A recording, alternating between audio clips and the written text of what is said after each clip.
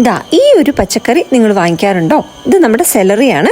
ഇത് ഒരുപാട് health benefits ഉള്ള ഒരു പച്ചക്കറിയാണ്. നമുക്ക് റോ ആയിട്ടോ സാലഡിനകത്തോ സൂപ്പായിട്ടോ ഒക്കെ കഴിക്കാം. ഞാൻ കൂടുതലും സൂപ്പിനകത്തിട്ടാണ് കഴിക്കാറ്. ഇത് നമുക്കൊരു ബഞ്ചായിട്ട്, അതായത് സെലറി സ്റ്റോക്ക് ആയിട്ട് ഈ വീഡിയോയിൽ കാണുന്നത് പോലെ ഇങ്ങനെയും വാങ്ങിക്കാൻ കിട്ടും. അതല്ലെങ്കിൽ ഇൻഡിവിജ്വൽ പീസസ് ആയിട്ട്, അതിനെ സെലറി റിപ്സ് എന്ന് പറയും, അങ്ങനെയും വാങ്ങിക്കാനായിട്ട് കിട്ടും. യൂസ് ഉണ്ടെങ്കിൽ സെലറി സ്റ്റോക്ക് ആയിട്ട് വാങ്ങിക്കുന്നതാണ് എപ്പോഴും ചീപ്പർ. അപ്പോൾ ഇതിനെ ഈസി ആയിട്ട് സ്റ്റോർ ചെയ്യാൻ പറ്റുന്ന 2 വഴിയാണ് കാണിക്കുന്നത്.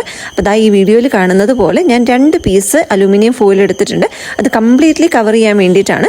അപ്പോൾ സെലറി സ്റ്റോക്ക് കംപ്ലീറ്റ്ലി അകത്താകുന്ന രീതിയിൽ ഫുള്ളായിട്ട് നല്ല ടൈറ്റ് ആയിട്ട് തന്നെ അതിനെ റാപ്പ് ചെയ്തെടുത്തിട്ടുണ്ട്. ഇനി നമ്മൾ സാധാരണ പച്ചക്കറിയൊക്കെ എവിടെയാണോ സ്റ്റോർ ചെയ്യുന്നത് അതുപോലെ ഫ്രിഡ്ജിൽ മറ്റ് പച്ചക്കറികളുടെ കൂടെ സ്റ്റോർ ചെയ്താൽ മതി. ഒരു 3 to 4 months നല്ല സൂപ്പറായിട്ട് ഇരുന്നോളും. ആവശ്യമുള്ള സമയത്ത് ഓപ്പൺ ചെയ്യുക, ആവശ്യമുള്ള പീസസ് എടുക്കുക, ബാക്കി അതേപോലെ റാപ്പ് ചെയ്ത് വെച്ചാൽ മതി. അപ്പോൾ ഇത് എൻ്റെ ഒരു 3.5-4 മാസമായ സെലറിയാണ്. എനിക്ക് ആവശ്യമുള്ള സമയത്ത് ഞാൻ പുറത്തെടുക്കും, ആവശ്യമുള്ള പീസസ് അതിൽ നിന്ന് എടുത്തിട്ട് ബാക്കി ഇതുപോലെ തന്നെ റാപ്പ് ചെയ്ത് തിരിച്ച് പച്ചക്കറികളുടെ കൂട്ടത്തിൽ അങ്ങ് വെക്കുക ചെയ്യുന്നത്. നന്നായിട്ടിരുന്നോളും.